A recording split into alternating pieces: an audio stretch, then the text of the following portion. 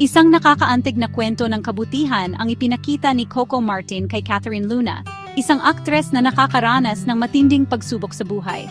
Walang kapantay ang pagiging matulungin ni Coco dahil nangako siyang tustusan ng operasyon sa mata ni Catherine.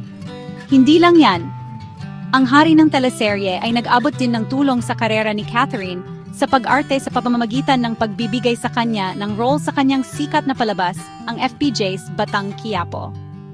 Ang kabutihang ito ay patunay sa pagkatao ni Coco, isang taong kilala sa kanyang malaking puso at pagmamalasakit sa mga nangangailangan. Hindi niya nakalimutan si Catherine, na naging kasamahan niya sa pag-arte noong nagsisimula pa lamang siya.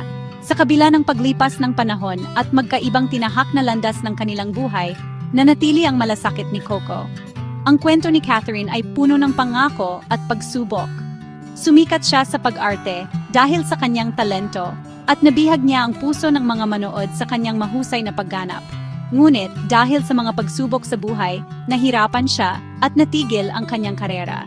Ngayon, sa tulong ni Coco, nabigyan ng pangalawang pagkakataon si Catherine, isang pag-asa na may balik ang kanyang buhay at muling magningning sa pag-arte.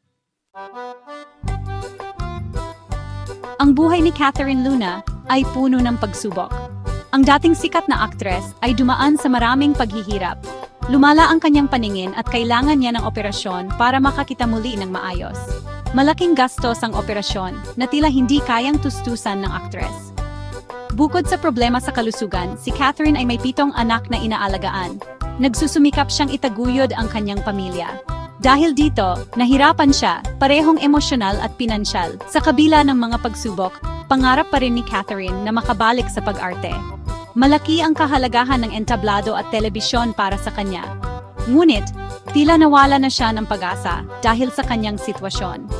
Ang balita tungkol sa tulong ni Coco Martin ay isang liwanag sa buhay ni Catherine. Ang tulong na ito ay hindi lamang pinansyal, kundi nagbigay rin ito ng panibagong pag-asa at tiwala sa sarili na kaya niyang harapin ang bukas. Ang kwento ni Catherine Luna ay kwento ng tagumpay at pagsubok.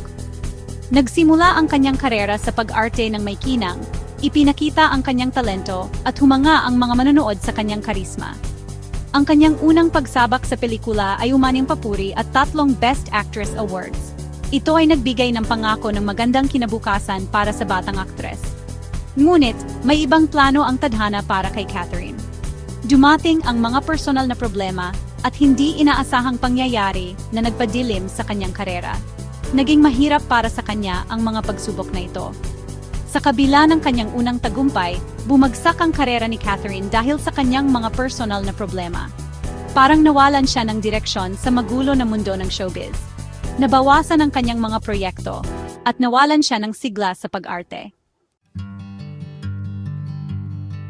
Ang desisyon ni Coco Martin na tulungan si Catherine Luna ay nagmula sa kanyang malalim na pagmamalasakit at pakikiramay. Dahil naranasan din niya ang hirap sa industriya ng entertainment, naiintindihan niya ang mga pagsubok na maaring sumira kahit sa pinakamagandang karera.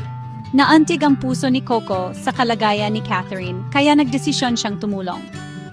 Mas lalong nadagdagan ang malasakit ni Coco matapos niyang mapanood ang panayam kay Catherine sa sikat na YouTube channel ni Julius Babao. Sa panayam, ibinahagi ni Catherine ang kanyang mga paghihirap. Naantig nito ang puso ni Coco at ipinaalala sa kanya ang kahalagahan ng kabutihan at pagtulong, lalo na sa mapanghusgang mundo ng showbiz. Ang ginawa ni Coco ay hindi lamang pagtulong. Ito ay patunay ng kanyang pagkatao. Kilala siya sa kanyang katapatan sa kanyang mga kasamahan noon at ngayon. Naniniwala siya sa pangalawang pagkakataon at kinikilala niya na ang lahat ay nararapat na tulungan, anuman ang kanilang mga pagkakamali o pagsubok sa buhay. Ang pagbibigay niya ng role kay Catherine sa FPJ's Batang Quiapo ay patunay ng kanyang paniniwala sa talento nito. Nakikita niya ang galing ni Catherine na humanga sa mga tao noon. Binibigyan niya ito ng pagkakataon na ipakita muli ang kanyang kakayahan para ipaalala sa mundo ang mahusay na aktres na minsan ay sumikat at maaring sumikat muli. Ang kabutihan ni Coco Martin kay Catherine Luna ay nagpapakita ng kapangyarihan ng pangalawang pagkakataon. Sa mundong madalas husgahan ng mga tao, Ang ginawa ni Coco ay nagbibigay ng pag-asa na ang pagbabago at panibagong simula ay laging posible. Para kay Catherine, ang pangalawang pagkakataong ito ay pagkakataon na baguhin ang kanyang buhay, muling abutin ang kanyang mga pangarap, at magkaroon ng magandang kinabukasan para sa kanya at sa kanyang mga anak. Ito ay pagkakataon na mapaglabanan ang mga pagdududa, malampasan ang mga hadlang na pumipigil sa kanya, at bumalik sa spotlight ng may panibagong tiwala at determinasyon. Ang paniniwala ni Coco sa kanyang kakayahan ay nagbigay ng pag-asa kay Catherine na kaya niyang malagpasan ang mga pagsubok at harapin ang mga posibilidad na naghihintay sa kanya. Ang pangalawang pagkakataong ito ay hindi lamang tungkol sa pagbabalik sa pag-arte. Ito ay tungkol sa pagbabalik ng kanyang buhay, dignidad at paniniwala sa sarili. Ang kabutihang ito ay nagpapaalala sa atin na lahat tayo ay may kakayahang magpakita ng malasakit at tulong sa mga nangangailangan.